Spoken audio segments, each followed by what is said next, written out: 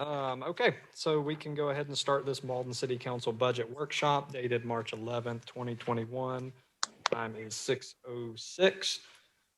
First item on our agenda is opening remarks from me, which I didn't prepare anything specific other than just kind of being cognizant as a council as we, these microphones longer than they were. Feels all up in my grill. As we move forward in this process, how much work has been done from city staff up until this point. We get to come in and do a great job of critiquing all their hard work. So certainly be cognizant of how much has been put in up until this point. And a couple of comments that as I flipped through that struck me and throughout the last budget process was how like-minded and how well the department heads work together for kind of a singular goal of presenting council with a budget that was good, not just for their department, but for the city as a whole. And just seeing this budget, I see a lot of the same in that. So, for instance, last year, Public Works had a tremendous amount of capital that was put in there. And none of the department heads were batting an eye at some of the stuff that was there just because there was a understanding from the top down of that Public Works needed substantial equipment investment. So that would be one comment. Second comment would be that the numbers are obviously big, but we're a big growing city and we've got a lot on our plate in the next few years, and just a lot of great things happening. So with that all in mind, if there's any comments that you have, well, one other quick thing. I wanted to try to run this one very similar to what we did last year, is give a chance for Mr. Madden to do a big presentation. If we have any overview questions beforehand, certainly let's do that, but let's try to keep the very specific questions, not necessarily for this one. Let's use this workshop as a chance to digest what we've been given, digest what Mr. Madden and Ms. Abercrombie are presenting, and use our next one as more of a Q&A and get a lot more specific in that one. I am glad that we are here together. This setup may be a little weird. If it's a little too awkward for you guys, I don't mind going upstairs into the conference room if we feel like it's some of the discussion. That doesn't bother me at all. So certainly I'm open to that. But I'm glad we're here. I know a year ago, we were doing this over Zoom. So even as awkward as this is, it is way better than those Zoom calls.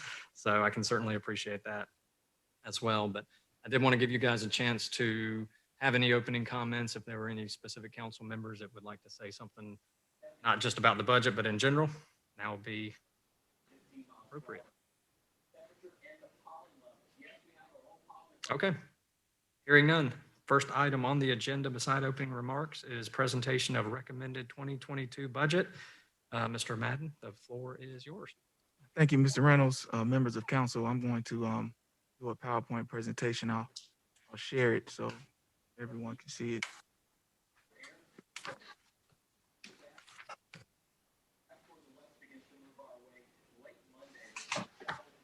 And Ms. Kuzner and Mr. Madden, I have hard copies printed off just in case you have a problem seeing the screen. So it's my pleasure to present the budget for this year, for the upcoming fiscal year.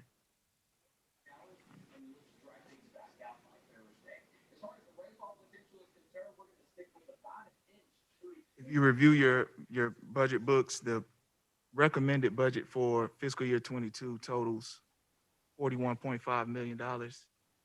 Couple of points: the budget is balanced, serves as an efficient expenditure plan for all the city operations. If you go through the budget, you'll notice some things that are kind of focused on the future, the way we're going with some of our operations. There were 4 new full-time positions added, 3 new firefighter positions, and 1 position was converted from a part-time custodial position to a full-time position. There's no millage or tax increase recommended with this budget. Also, there are no fee increases recommended.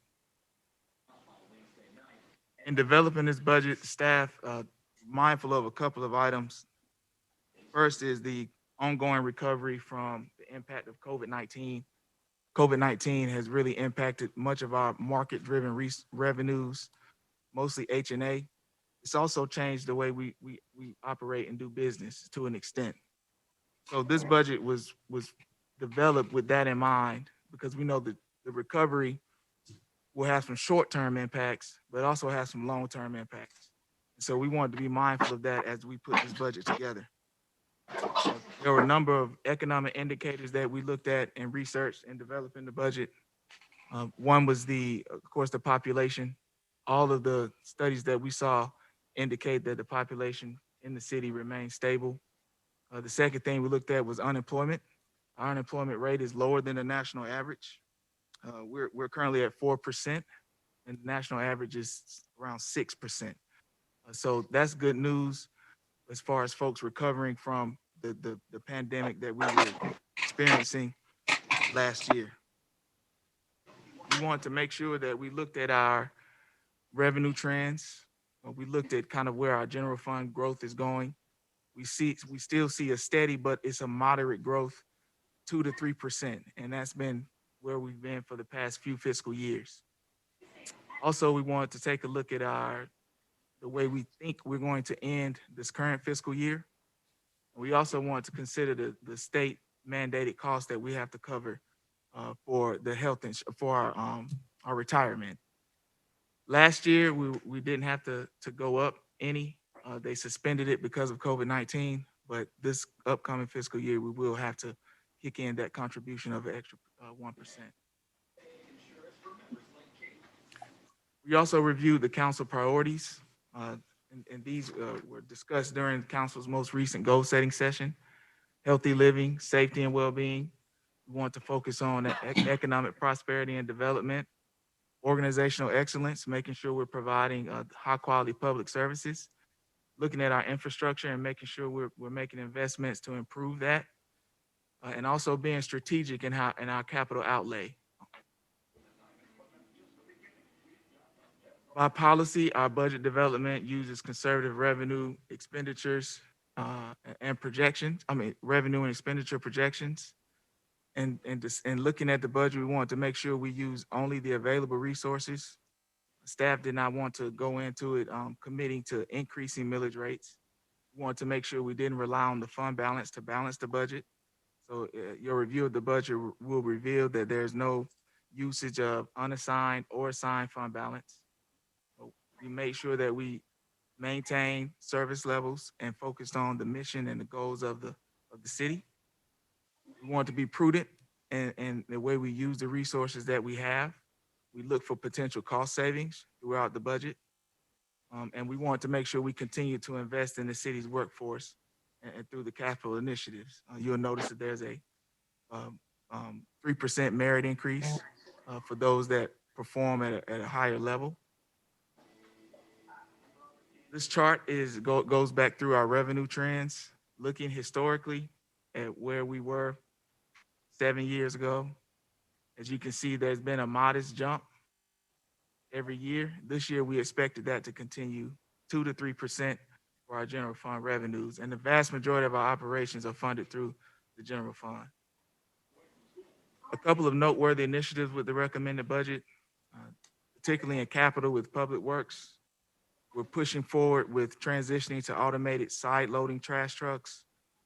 The intent is by fiscal year 2025 for both of our recycling and our trash operations to be fully automated.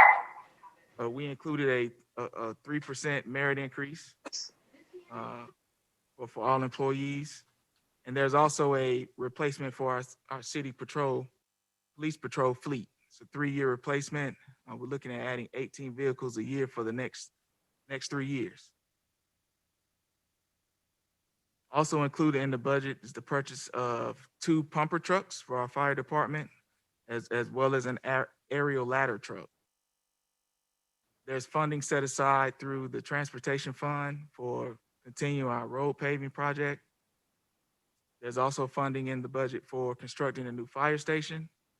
And we formalized the health insurance fund to be a standalone fund. We've accounted for that in our CAFR, but for our budget, we're actually having a fund for it.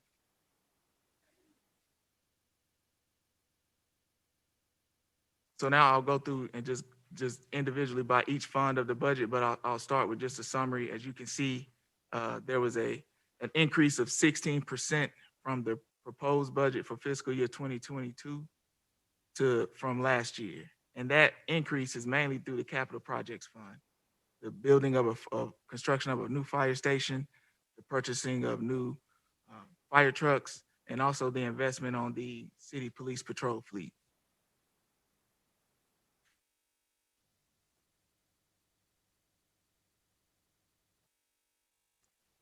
This next slide goes through our variety of the revenue sources that we have that funds the budget. Your review will reveal the major jump was in miscellaneous revenue. That's from the health insurance fund. So that's separating that out. That's why that jump is there. Approximately $1.3 million in that fund.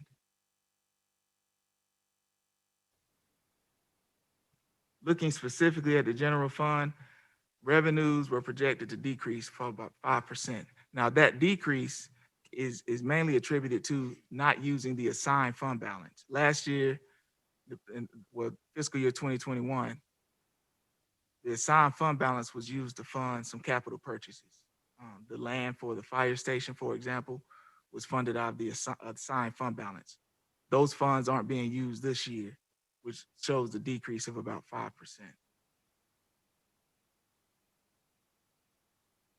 This slide shows a 10-year projection of our expenditures and revenues for the general fund. As you can see, there's a ever widening gap as we go further into the future of each fiscal year. Typically what happens, you have a set amount of projected revenues and then normally a higher amount of expenditures. So that gap is usually adjusted for during the budget development process. So you have your department heads that work extremely hard on looking at ways they can restrict some of the expenditures they have to make sure that it's balanced. But it's a good opportunity to reiterate to council that as the city continues to grow, we've added over the past 5 years about 2 miles in new property. So the footprint of the city is growing, along with a lot of residential development and commercial development. With that is a growing demand on services. This budget, we were able to make sure it was balanced without any revenue adjustments, but council may want to consider those in the future as we look long term. And I'll speak more to that as we get to our capital fund. The city has 2 enterprise funds. These funds operate more like businesses. They normally don't have a fund balance, but they're looked at as having a balance sheet. A sewer fund and a property management fund. These pretty much remain the same from last year with both. This is a 10-year projection of our enterprise funds, combined revenues and expenditures. And the trend you'll see is similar for each of our funds. The revenues are remaining flat or growing modestly only, and expenditures continue to increase more than that.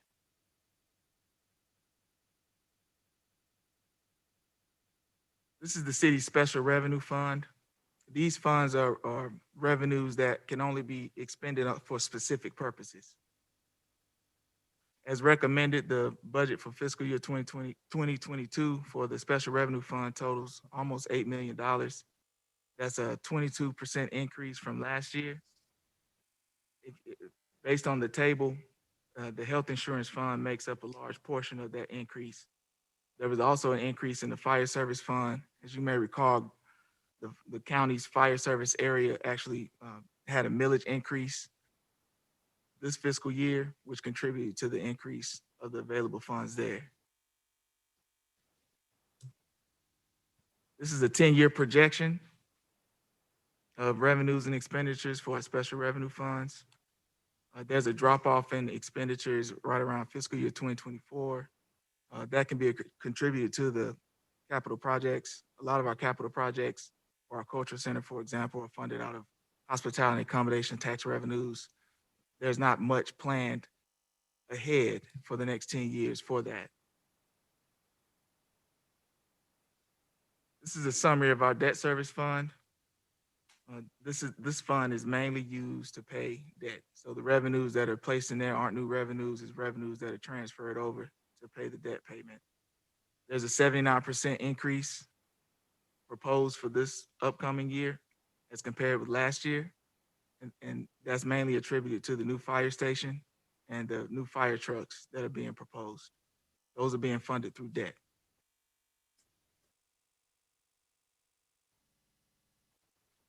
This is a 10-year chart of our debt service projected out 10 years. As you can see, the reliance of debt drops off as we go through. And that typically will just match your revenues and expenditures in your debt service fund. This is the capital projects fund. As recommended, it totals right at $15 million, 41% increase. There are multiple public safety and public works investments through the capital fund. You have your fire trucks, the replacement of the police vehicles, and also the trash trucks, the side loading trash trucks.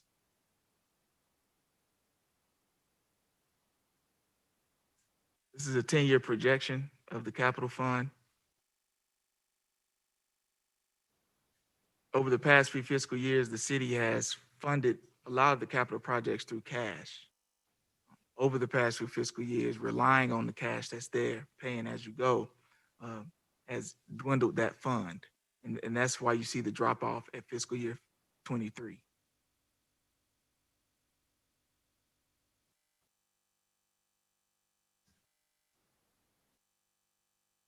This is the remaining review schedule for our budget. The next workshop is April 1st. April 15th will be the next one after that. If needed, we can have another workshop. Then first reading is scheduled for May 17th. That concludes the presentation of the budget, the recommended budget for fiscal year 2022.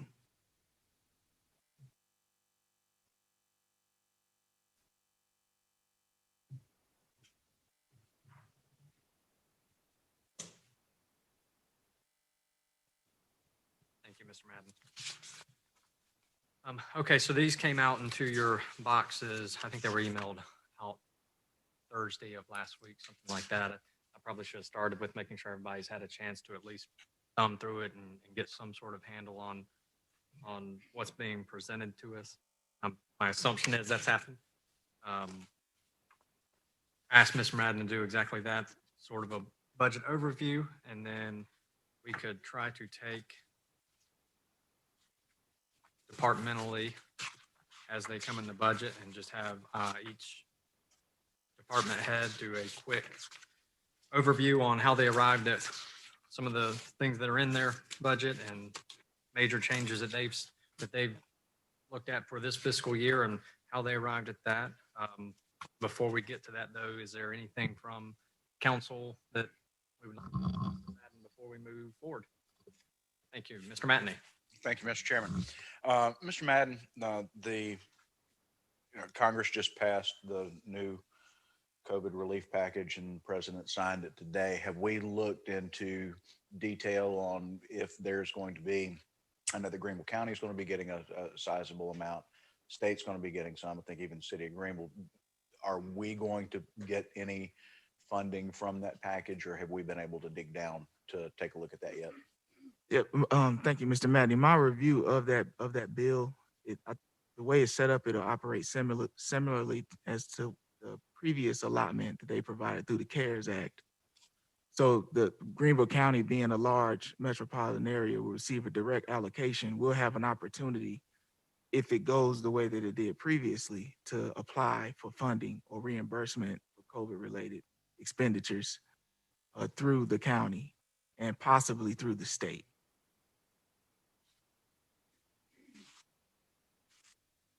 Thank you.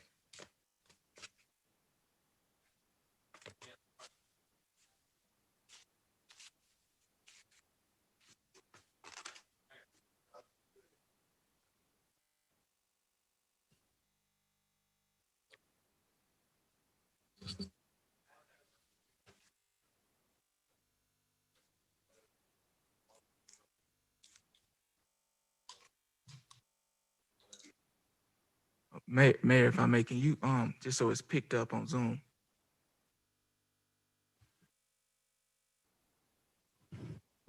Better. My only question, well, no, question is comments that I look forward to seeing in the detail. On page 4, it talks about maintaining current service levels, and I know one of the feedbacks that I've been hearing is our limb pickup went from a standard that we've all been spoiled to see every 4 weeks. It's now gone to a 6-week. So I'd be interested when we get to the PW detail is, are we going to call maintaining current service levels 6-week or 4 weeks? So that's a question I look forward to. And of course, the other one will be infrastructure improvement. I think we've made a lot of those, but I'd be interested in seeing the detail when we start talking about stormwater from that standpoint. So those are the things that I would be looking forward to. And also hearing more about the health insurance fund, where we moved it from and to and set it up. Where did the money used to show up and where does it show up now? I honestly couldn't find that when I was doing my initial read through. So those are the things I'll be looking for when we get to the detail. So thank you. Thank you, Mr. Reynolds. Thank you, Mr. Mayor, would you like me to just real quickly respond to those 3? Sure. Is that okay? Thank you, Mr. Ahmed. The 6-week level for limb debris pickup is the current level of service that we have. So there are no changes to that to reduce it to 2 weeks. The stormwater investment will be Public Works continuing to clean out ditches according to a schedule that they have. They've started to track those areas that they've cleaned out, the ditches, and the amount that they've cleaned out. So that will continue with this current budget. Just slipped my mind, the third item was the health insurance. So the health insurance isn't really any new funding. It's the same funding that we had in the previous years. We're just separating it out into an actual fund that we can track, so we can see the amount that's in there, the cost savings that are being that the city is actually benefiting from with our current insurance provider. So it's not necessarily a new fund. They've had it previously for budgeting purposes, though. We're looking at it separately. So it's not really a new funding. It's the same funding we've had previously. Yeah, it was just the where was it prior that I couldn't find. It came from what?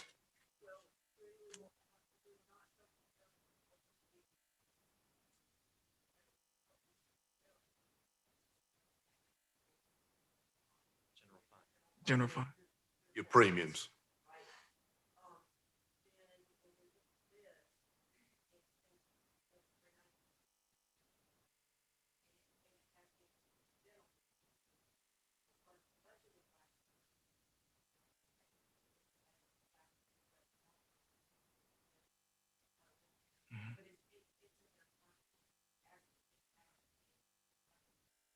So prior.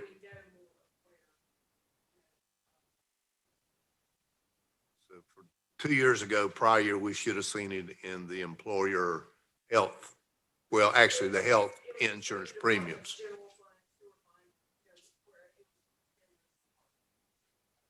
So theoretically, we ought to see those go down and this one pick up the slack. Theoretically, I know there's been increases in health over the last couple of years. That's safe to say.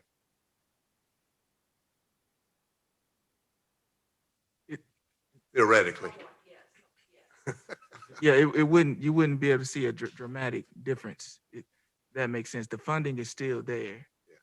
So it's just consolidated into a fund. That's it.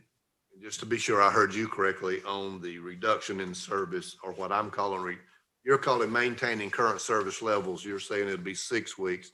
It won't be a 2-week. Yeah. And I didn't ask for 2 weeks. I just said it was 4, now it's 6.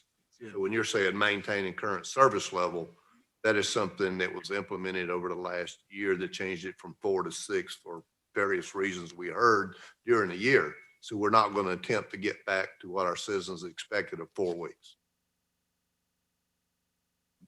We will attempt to try to improve the amount of time it takes between picking up limbs and debris.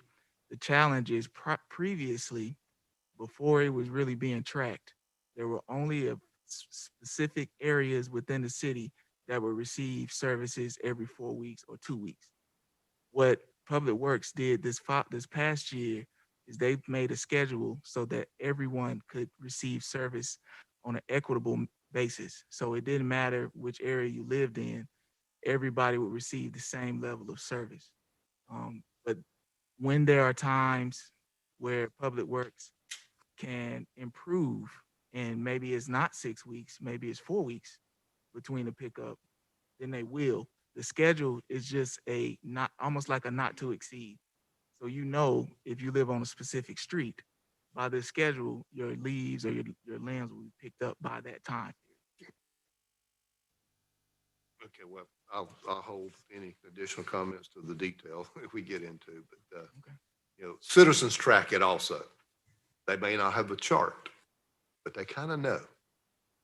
And so when you go back from a 6 to a 4, and they were expecting on the habit, and you change it, then suddenly they put it out there, and now it sits for potentially 6 weeks, but they didn't know it was being changed. So that's the only feedback I'm getting. So I'll share that in more detail later. Sure. That's cool. Didn't want to drag it out. Thank you, Mr. Rose. Thank you, Mayor Merritt. Any other questions or comments from council?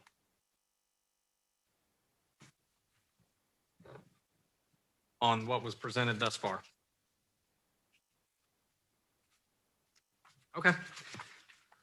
Well, so let's take this opportunity to go through departmentally. Again, not being so much line by line, but certainly giving each department a chance to talk about how their budget's changing, growth that they see in this budget, and as well as moving forward.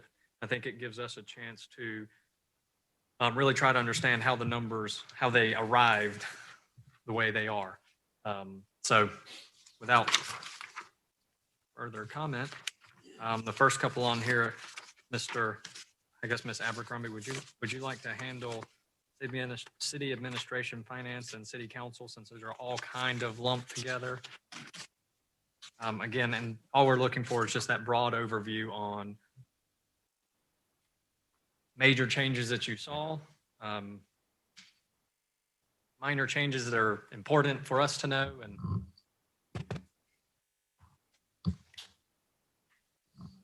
Sure, I'd be glad to.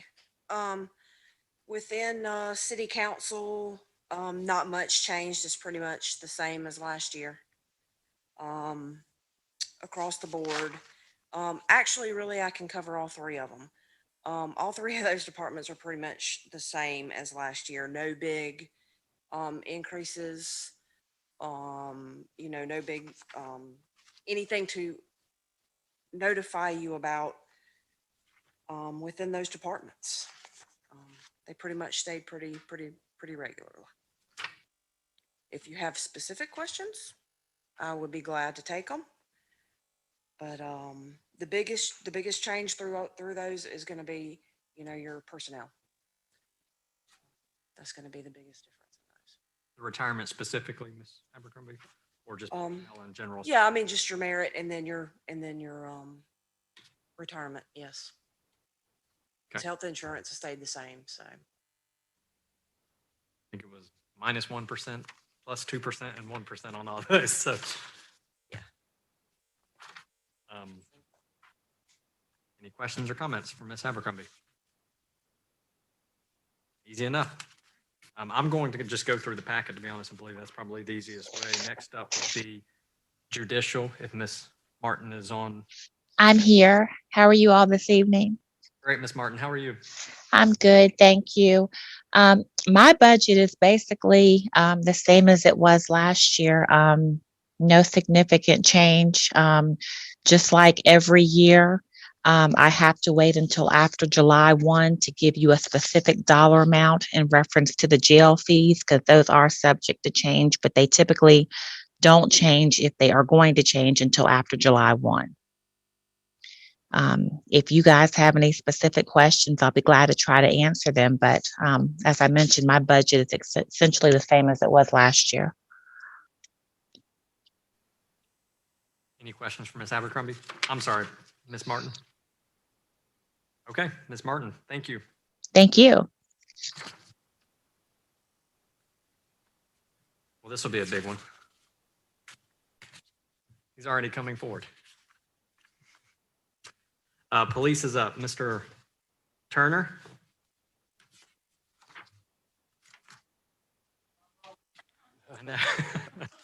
No drum roll, please. So our budget's pretty similar to what you saw as a council last year, with some differences. It was a little challenging trying to do our budget this year. As normal, I put it out with our guys and girls on patrol and let them start looking at some specific needs that we need on the squad levels, and then also through our departments, whether it be our SROs or our investigative unit or our administration or our patrol function, and just try to see what we've got.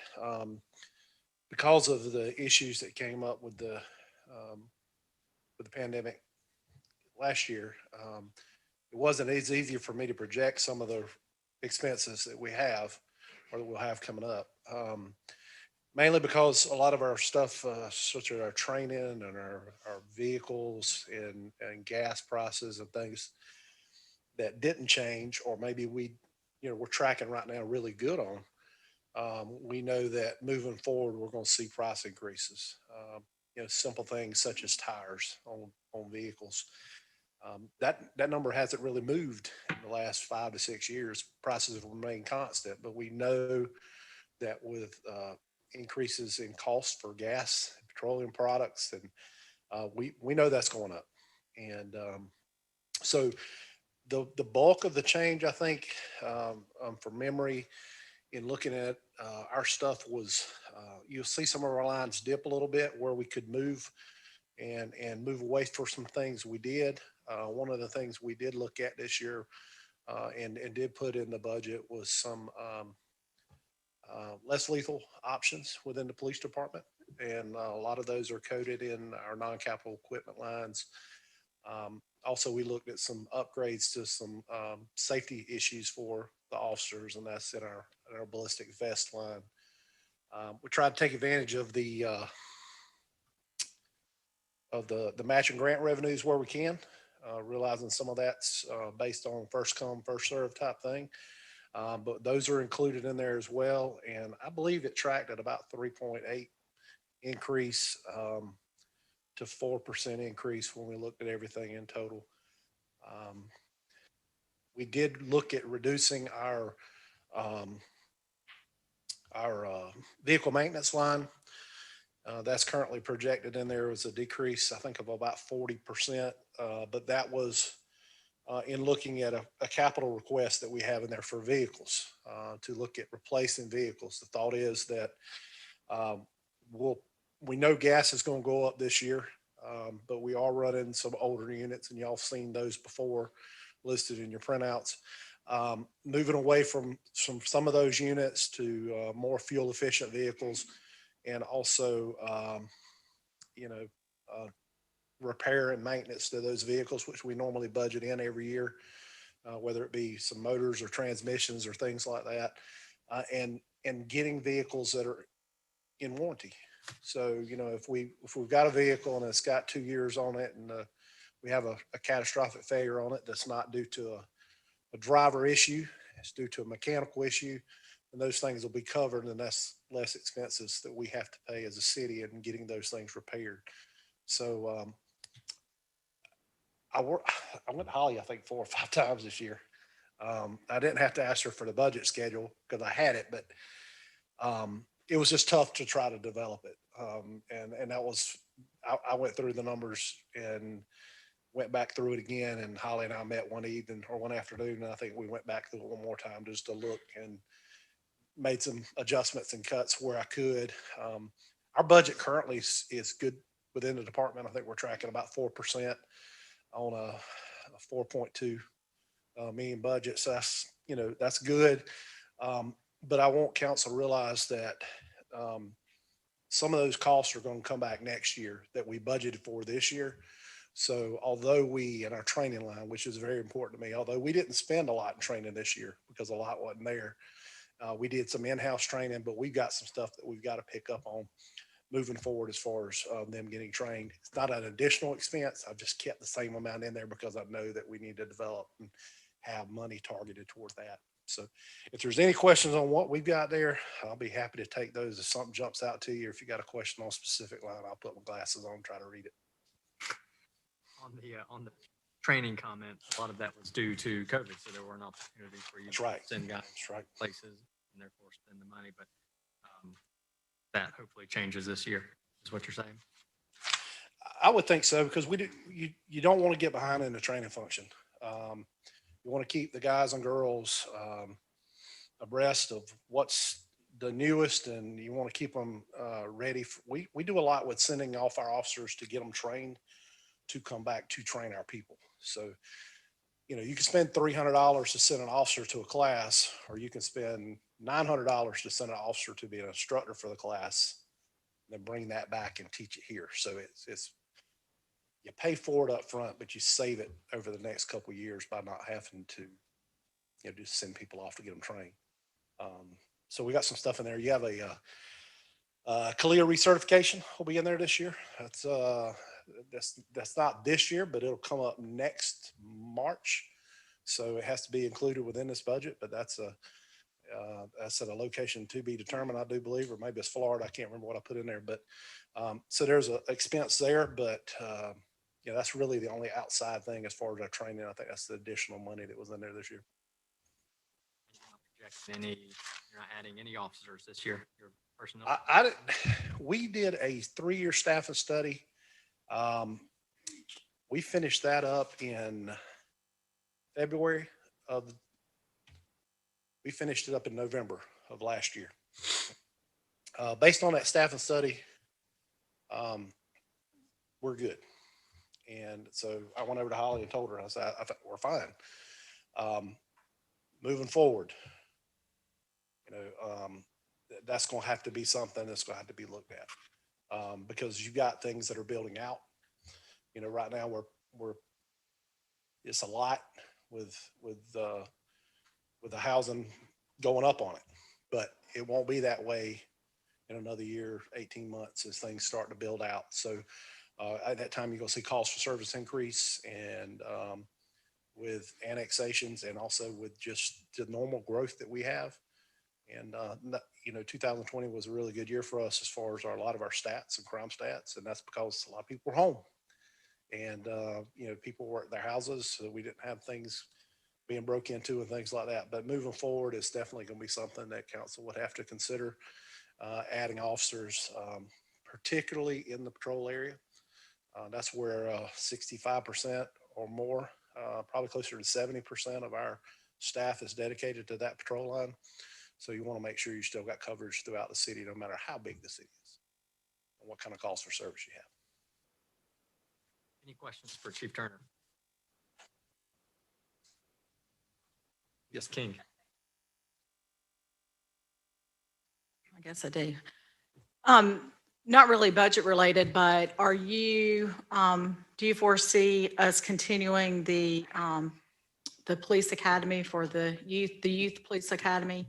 Yeah, so I know that's, that's something yeah, that yeah. you brought to Mauldin, and Yeah, it's that's- kind of special to me since I have a child. It is. We talked about that as of 2 weeks ago. I sat down with the SRO supervisor, which was Officer Koutsos, and we sat down and talked to him, or I sat down and talked with him. The plan is to continue that, and it is in the budget. I did decrease that line, community services line. I think it went down by probably about 10 to probably 20%. Not from a large number. I think it went from 10,000 to 8,000. I believe that's it. But that's realizing that most of that fund, most of the expenses for that will be covered in this year's budget. Right, June. So our uniforms and things like that will be captured this year, and our meals and stuff like that will be taken care of in June. So really, we're looking at 1 year's worth of stuff in here for that. So Moving into the following year, you'd be catching both sides again, but because we didn't make that expense in July because of COVID, here we are, come up in June, we only got one time to do it. So that does cover that, covers events such as National Night Out. Pretty much all of our community-related events will be covered in that. So yeah, the plan is to keep on going. Good, thank you.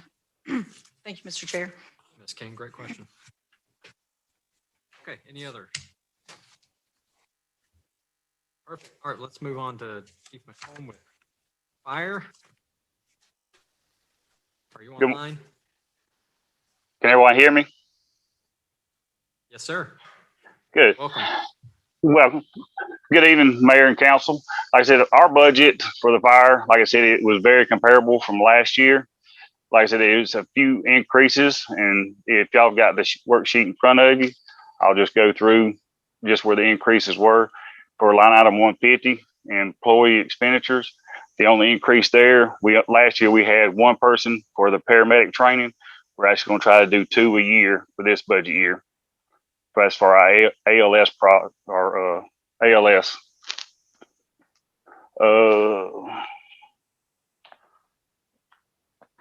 My computer's done froze up now.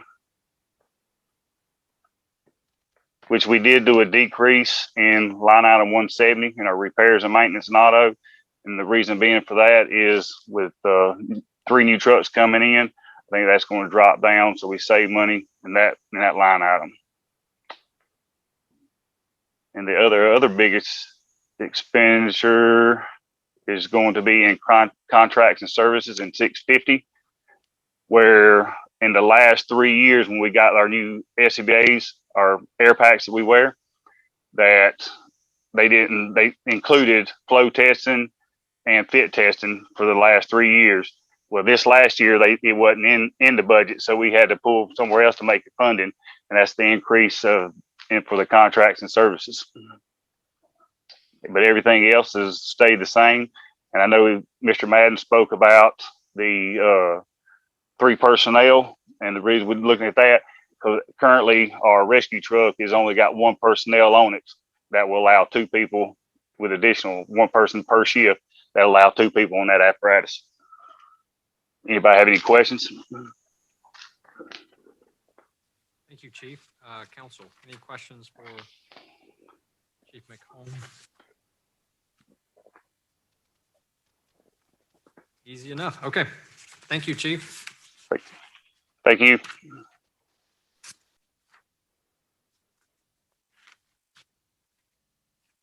Next department I have is Business and Development Services. Good evening, Mayor and Council. Evening. Our budget is largely the same as last year, and I think you're probably hearing that same trend from other departments. So I apologize. I'm going to probably be really boring on you, but our operating expenditures actually are going to go down a little bit. We try to do everything we can to run a tight ship and keep our costs down, and that essentially balances out some of the personnel expenditures that increased from merit increases and retirement. But no major changes really in our budget, but I'm glad to answer any questions perhaps any of y'all have. Thank you. Any questions from council? Very good. Okay. Thank you. Thank you.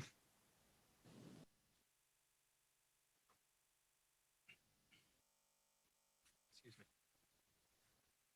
Okay. Mr. Fleetman. The envy of the budget workshop last year. Good evening, Mayor and Council. Public Works budget for the 22 fiscal year was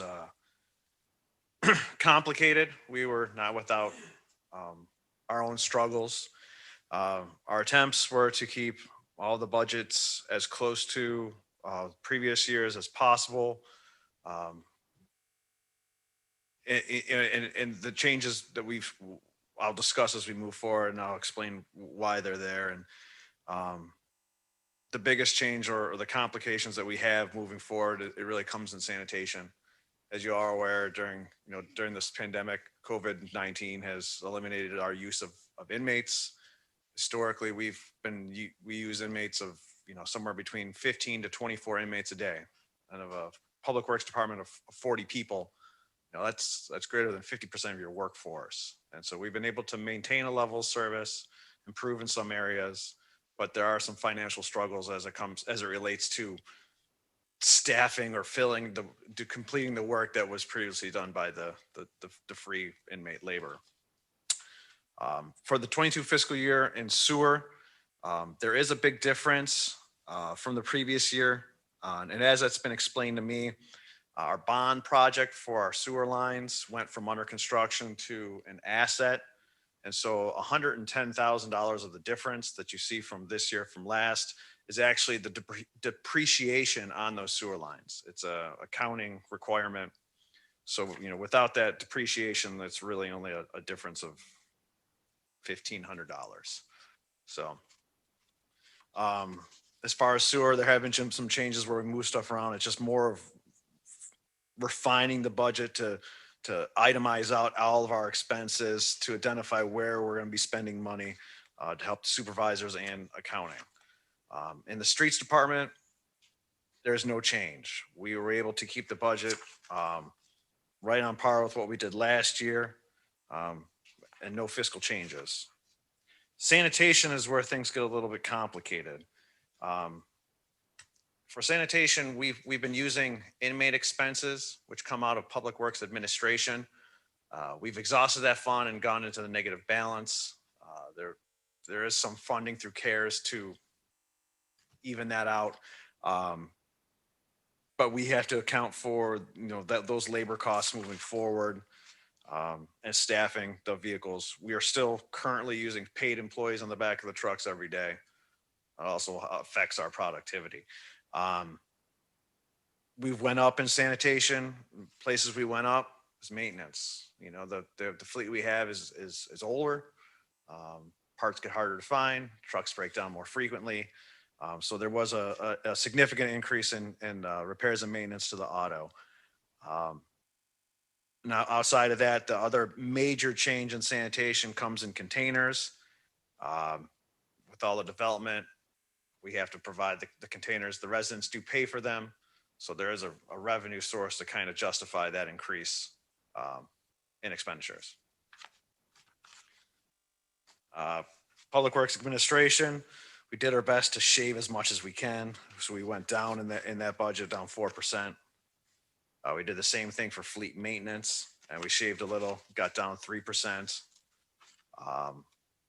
And then parks and grounds, we did our best to maintain it the same as last year. The only difference was there was a adjustment in staffing. We had reduced a position to create a part-time in administration. And this budget just corrects that and puts the position back in parks. And that's the change in the salary. So are there any particular items in any of those budgets would you like to discuss?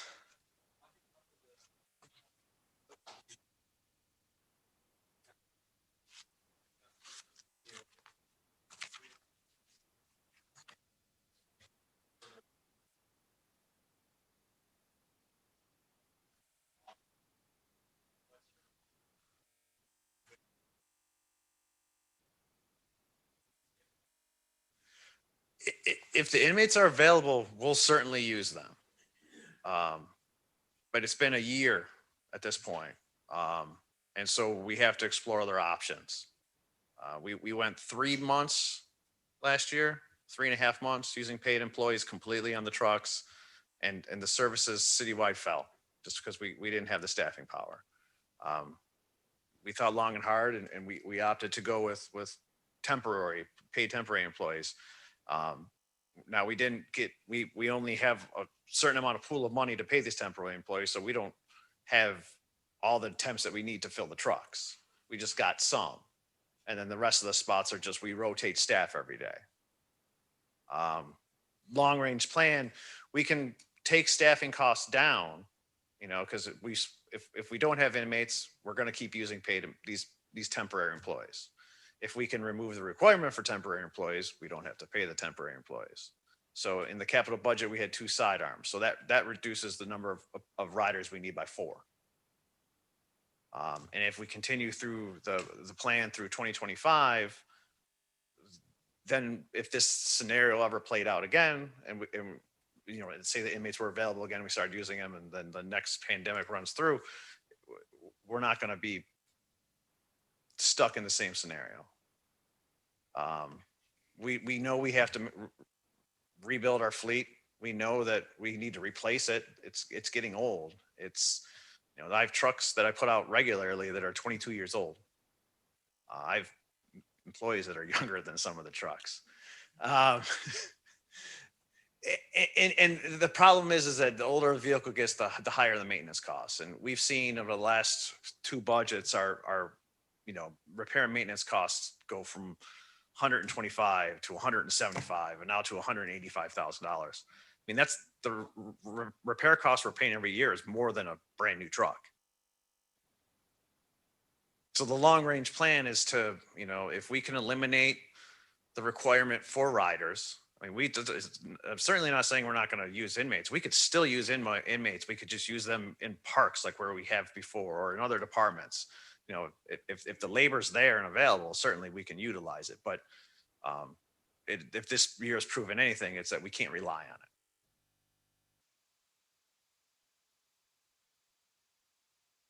Okay, good answer. Any questions for Mr. Fleeman before we move forward? Mr. Merritt. Mayor Merritt, sorry. That's fine. Mr. Beeman, remind me exactly which division is responsible for stormwater? It is in the streets department. Thank you. That's all I needed. Thank you, sir. Okay. Big picture overview of Public Works. Any other questions? Very good. Okay. Mr. Fleetman, thank you. Thank you. Well, to be fair, we didn't hit capital, so.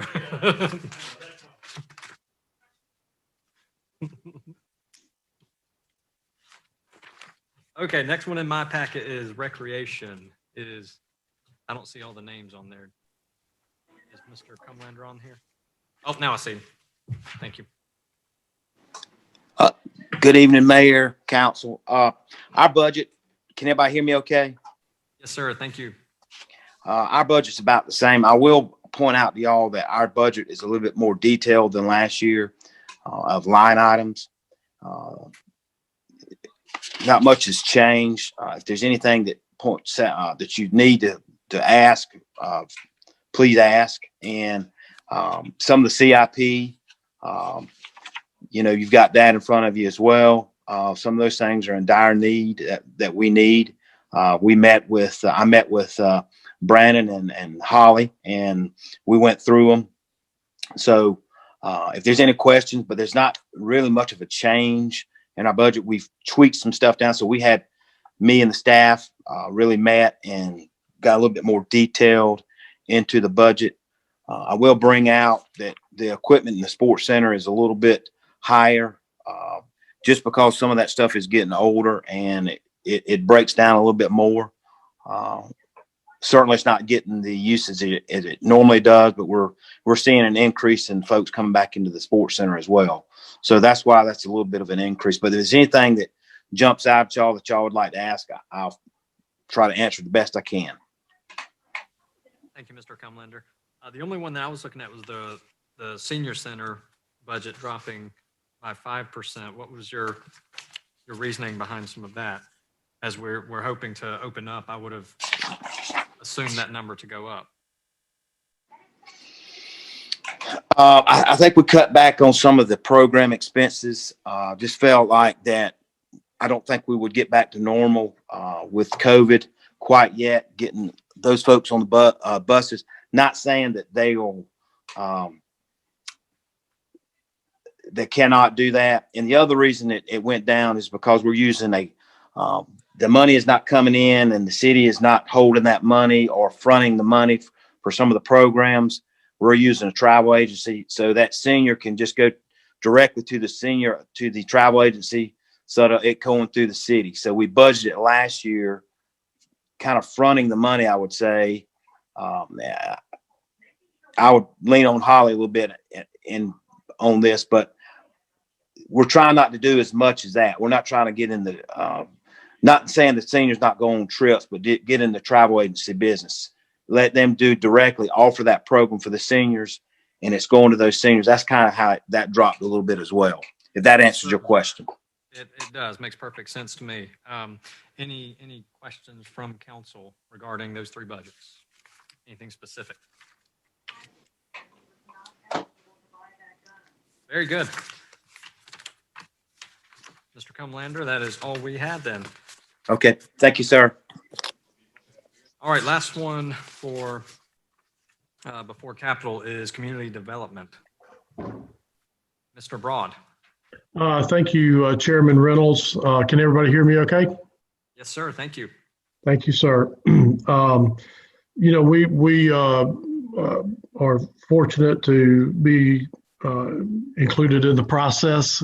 I appreciate Mr. Madden and Ms. Abercrombie for working with us through our budgeting. I don't see anything extraordinarily major that has changed in our budget. We did have an increase in our maintenance and repair, and also our special projects, that those have increased a little bit. Just pulling the cultural side out of our budget conversations. You guys allowed us to increase our staff last year with increased programming come increased costs. And of course, that increases our, need at times for staff. I think we're in great shape right now. We've got a great team working hard over there. We also work hard for grant funding. You've seen some of the grant funding and the revenue that's coming in for there from those opportunities. So we continue to work hard at that. We'll continue to work hard to make sure that we bring in additional funding to help with those programming opportunities. So those are the things that are happening in our cultural center. On our economic side, council's aware of the process that we've been working through to discuss a development corporation.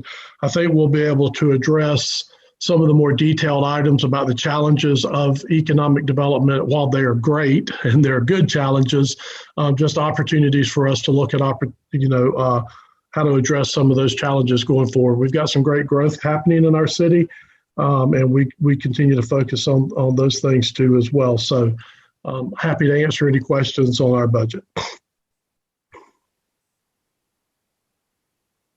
Thank you, Mr. Broad. Do we have any specific questions for Mr. Broad?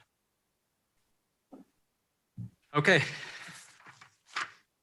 Hearing none, from an operational standpoint, that is every department that we have. If it pleases council, I'd like to take just a couple of minutes, go use restroom, drink, take a sip of water if you'd like, and then we've got about 50 minutes. We could jump back in and talk about capital improvement program. That's the big one in this budget, so certainly we'll give ample opportunity to discuss it. All right, everybody good?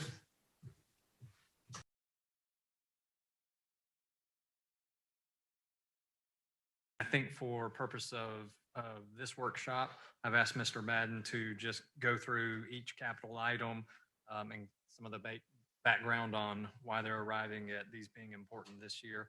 And just my 2 cents on capital and capital projects is, from a budgeting standpoint, especially in municipalities, that's always the low-hanging fruit, it seems, when you're in tough budget years. So I think what I'm thankful for with this staff specifically is trying to plan not just for next year, but the one after that, and the one after that, and the one after that. As Mr. Madden and I talked about it, we kind of I compare it to the leaky roof. We all know roofs on our houses are going out. We can wait for them to start leaking, or we can let them start leaking, but at some point that roof's going to have to be replaced. And if you let it start leaking, it gets more expensive when you do. So from a capital standpoint, I think that's very similar to how some municipalities handle their fleets specifically, um, from trash trucks to fire trucks to police cars, whatever it is. But anyways, all that said, Mr. Madden, if you'd kind of give us again an overview on our capital projects budget, and we'll kind of hold our big picture or very detailed questions for later for our next workshop, but just give us that broad overview and let's go from there. We've got, it's 7:20 now, so we've got roughly 40 minutes to work on it. That's it. Thank you, Mr. Madden. Thank you, Mr. Reynolds. I will, if I can, just bring attention to council. Page 151 in your original books, there was an error. I've distributed a new sheet to you that can replace it. It was the error on staff's part, so thank you for bringing that to my attention, Ms. King. So the capital budget for fiscal year 2022 totals about almost $15 million. The capital projects fund is where most of, well, just all of our capital projects are funded out of, and it uses a combination of debt, pay as you go, and capital leasing.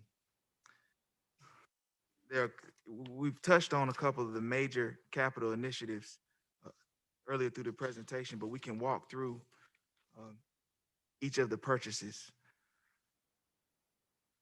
One of the major capital initiatives is the replacement over the next 3 years of our police patrol vehicles. This is an effort that was initiated by staff. Staff worked really hard, kind of researched the best way to kind of replace our fleet. We knew that it was an aging fleet and that a significant investment is needed as the city continues to grow in the way we manage our fleet. Chief Turner took the initiative and reached out to Enterprise. They had a replacement program. Chief Turner and Holly worked together to vet that program, going through that program to see how it works and how it can help the city. We realized that the interest rate that they were using was higher than the interest rate that the city could get if they went about it ourselves. And that's exactly what's in the budget here. So over the next 3 years, about 18 vehicles will be replaced a year. That will be increasing our capital lease cost for that. So almost $1 million a year, 990,000 a year. This significant increase changes kind of the way the city has approached the fleet in the past. Chief Turner elaborated earlier on how he adjusted his maintenance and repair line because of that, but it's a significant investment. So that's the first one of the major purchases.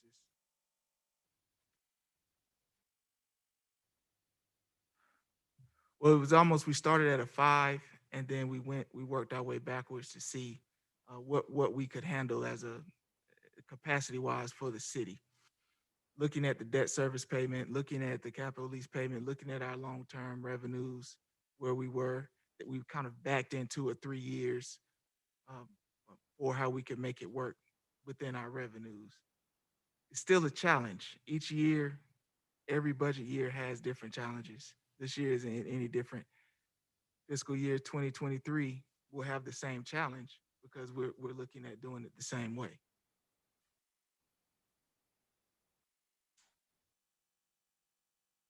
The next item is the HVAC maintenance program. This is through the Public Works Department. Where actually it impacts multiple facilities and departments, but it's a replacement plan, continuing that replacement plan, making sure we stay up to date with our HVAC systems. We have some older systems in place, and it's replacing some of those. The next one is a one-man aerial work platform truck. This is, not truck, but a piece of equipment from Public Works. This will assist our maintenance division do a lot of changing of just lights, from lights to just about almost everything that would be needed for. So it makes the job easier. It also makes the job safer for our employees. Matt, if I'm missing anything, you feel free if you want to step to the podium.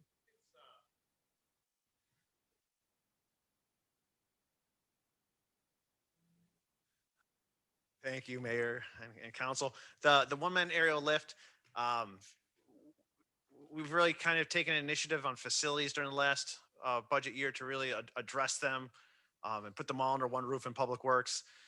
We do a lot of work at the sports center, senior center, um, replacing lights, working on HVAC. We work on elevated situations. We do have a scissor lift that's extremely heavy. When we go to work, like let's just say at the sports center, we need to go change lights at the basketball court. We have to renovate a trailer, like tear a trailer apart and rebuild it to get the scissor lift on it. And then when we get the scissor lift to the sports center, we have to take the door frame off the doors to get the scissor lift into the building. And so the one-man aerial lift is really just going to save on manpower. Um, and then especially when we're working in the cultural center where the floors aren't rated for the weight of the scissor lift. And it's just a safety concern. Thank you, Matt. The next item is a utility vehicle. This is a replacement item, JD utility vehicle. The one that we currently have is old and worn. This replaces that. The next in public works and sanitation is a pickup truck that's being replaced. Also, through the enterprise, the sewer system is another sewer truck. It's on page 135. That's where I'm at. I will say that coming up in committee for next month will be a fleet maintenance and policy citywide that'll kind of guide the way we dispose of vehicles and repurpose vehicles. In this budget, there are a number of vehicles that will be replaced, but those vehicles will be repurposed in other departments. The next item on page 136 is the side loading. Not the side loading, excuse me, a new jetter and vacuum truck for the sewer department. How often do those need to be replaced? We don't have one. Okay, that's what I was wondering. Okay, so So typically, sewer maintenance involves cleaning out manholes and cleaning lines. We run two jetters. One's very old and a maintenance headache. The other one is used daily. When we come to clean manholes, the process that we employ is pop the lid, send a guy down with the bucket, and it poses a number of safety hazards and risks that can be, taken away by the use of modern equipment.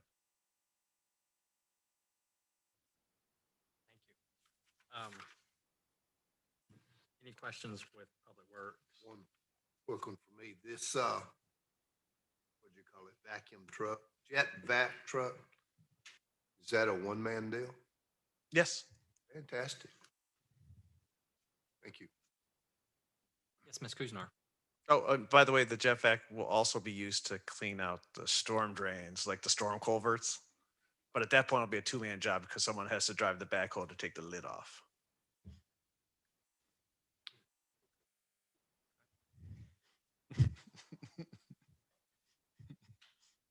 I have a question. Yes, ma'am. Ms. Kuznar. Okay. So you'll be getting a new dually, Yes, ma'am. crane utility bed, to pull the jetter. Yes. So prior to my employment here, they decided to change the vehicles at Public Works, and they purchased a crew cab long bed Ford F-250 to pull the sewer jet, which weighs in excess of 14,600 pounds. The tow rating capacity of that 250 is approximately 10,000 pounds. We've already had to repair the rear end of the truck, and it's not even a year old. Okay, so you need this. Now, the crane itself is, we have started maintaining our pump stations. For the removal of a pump from a pump station, that's the use of the crane. Okay. All right, and so then where does the F-250 go? The F-250 is going to stay in sewer as just a fleet vehicle. And then our intention is they have another fleet vehicle, which will be moved to Parks Department. So Parks Department has 3 trucks that we use daily that were all confiscated. And I'm going to use the term dilapidated. And so this way we can just kind of shuffle trucks around so that the crews all have presentable vehicles, good outward appearance for the city. And then the vehicles that are, 20 years old, have no dash, et cetera, can just be, salvaged. Okay. All right. So the purchase of the new jetter vacuum truck, is it going to is it going to replace the jetters that you already have? No, So it will be used in conjunction with, there'll be conjunction, yes. thank you. No problem. No, I just want that for myself. Okay.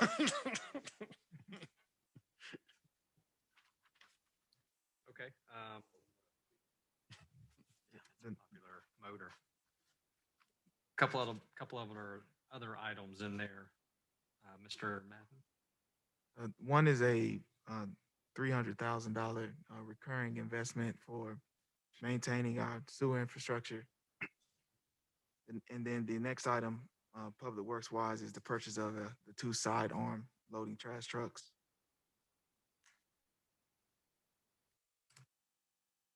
Last year CIP already had one in, didn't it? That's correct.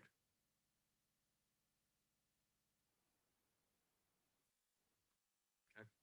The next item is maintaining our streets.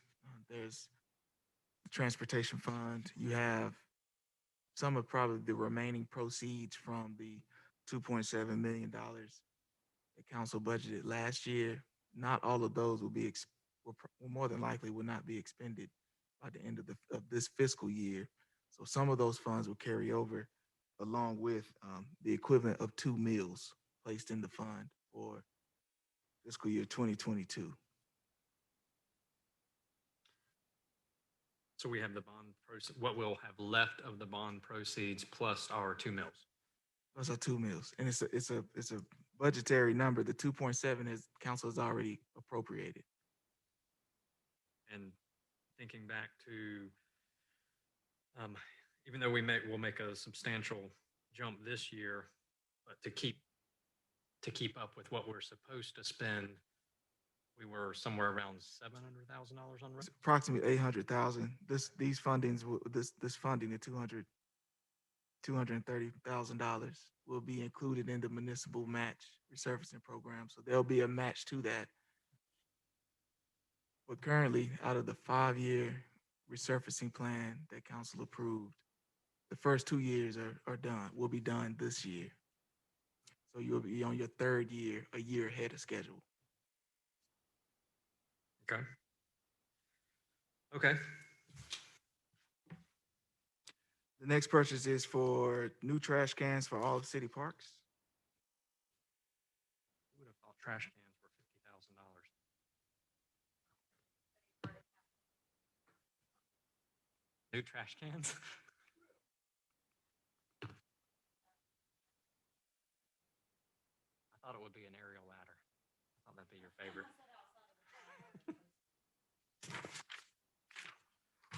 Okay, I think that.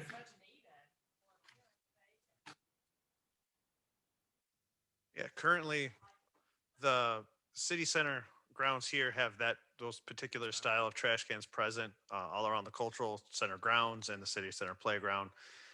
City Park, Springfield Park, and Sunset Park currently utilize 55-gallon drums. How much are these a piece, or how many are you proposing to purchase? It was budgeted at $40,000. We should be able to get 40, 45 of the pairs of the 2-can set, which should be enough for the 3 parks. All right, any other questions for Public Works? That was a handful. Or any? Okay, thank you, Mr. Fleeman.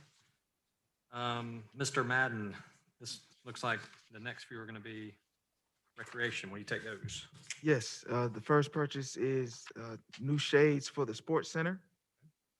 Um, The current shades that are there around the walking track and the fitness floor have been there since the center opened. These will replace those. The next purchase in the CIP for recreation is new carpet and vinyl flooring for the Fit Kids room and recreation offices.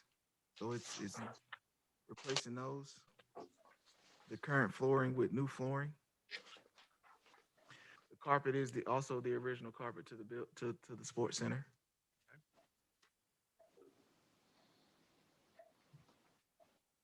The next recommended capital improvement item is sliding partitions for the senior center. This will replace all of the doors currently on the main floor. Senior center pre-COVID had a lot of visitors. Slowed down, of course, through COVID. Staff is working. The governor just rescinded his executive order on some items. So we know in the upcoming month, in April, the center will start opening up even more. So we'll have more people there. So those partitions are something that will help. The next capital improvement is for recreation is the improvement to the press box at Sunset Park. Replacing some of the boarding that's there, that's worn out, state of disrepair. So this is improving that, along with the gutters. Already, don't they? Yes, that's correct.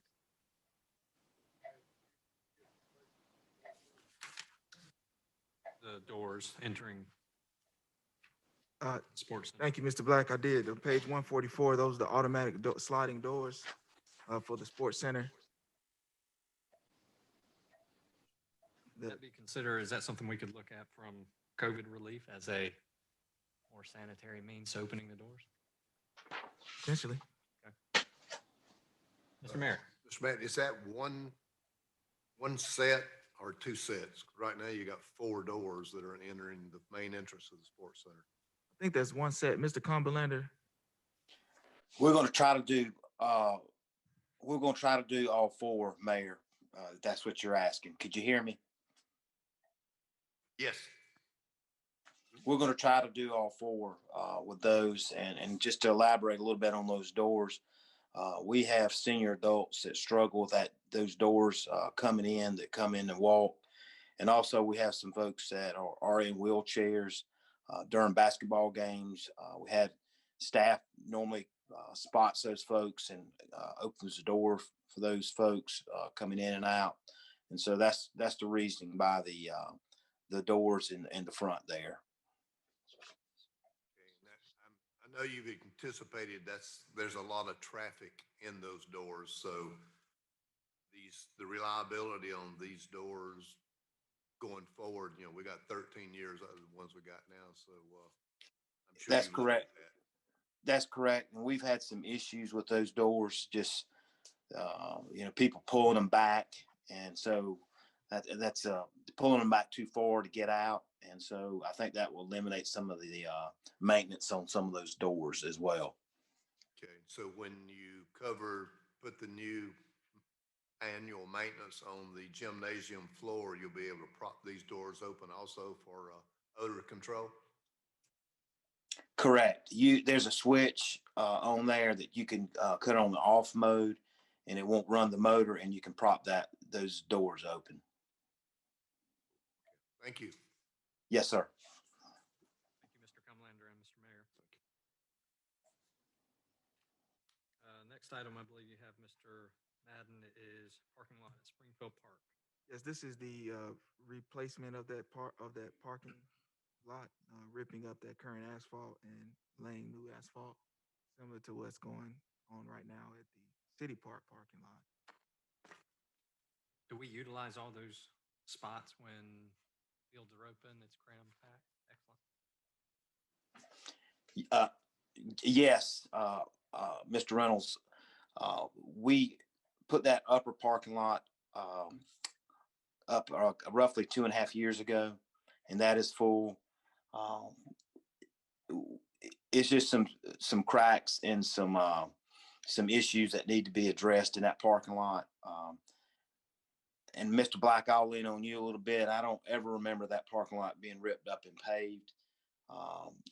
And I'm going back in time a little bit. I think that parking lot was built in the early 70s. Now, what we've done in the past is resealed it. We've never actually ripped it up and put new down. The curbing's busted up. Matthew and his guys did a good job when we had a drainage issue down there, but there's other areas that are just busted up, and worried about folks tripping and things like that on there. So that you're more than welcome to ride by and look. I've got some pictures as well. So it's just that's really our necessity that we need is focusing on that park. That park is used heavily in the fall and will be heavily used in the spring. If that answers your correct question, Mr. Reynolds. Yes, Mr. Cumlander, thank you. All right, anything specific with the recreation items here? Very good, moving on. Yes, Fire trucks. the next two items, pages 147, 148, are purchase of fire trucks, one aerial platform truck, and two pumpers trucks. Those trucks have already been ordered. What you're seeing here is the city's portion of that capital outlay, correct, Mr. Madden? That's correct. It was a Greenville County issued a general obligation bond, about $3.3 million, to assist in the city purchasing the trucks and the construction of the new fire station.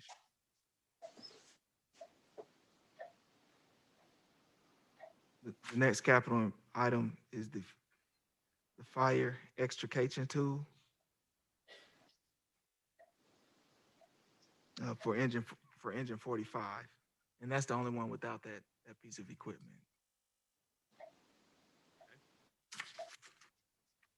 The next out of fire is the purchase of a replacement pickup truck. The current truck is over 20 years old, so this replaces that truck, and staff will try to repurpose the old truck to another department.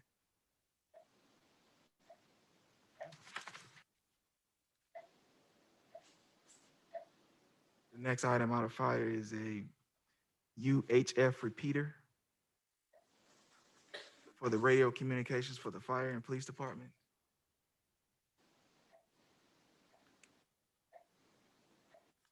Then the next capital item is the construction of a new fire station.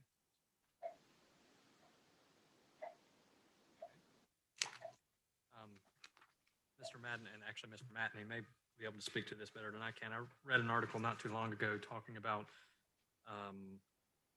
there being a new system that Greenville County was employing for cell phone location.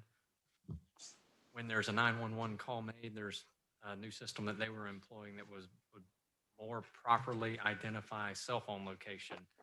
I thought you may have. I'll send you the article because it was really fascinating, actually. But okay. Any questions or comments on any of these items for fire?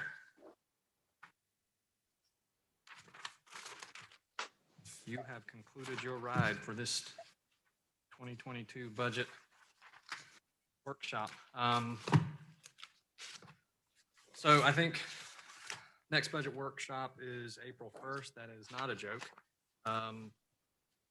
That would be where I'd like to take that one upstairs where we can have a little more conversation for more specific questions, more specific line items if we want to look more deeply at those and have a little bit of an environment where it'll be more conducive for conversation among council. Certainly that'll still give us a chance to have department heads call in and be available, but I think with that, that's all I wanted to do during this workshop. Prepare your questions and let's meet again. Any closing remarks from anybody? Ms. King?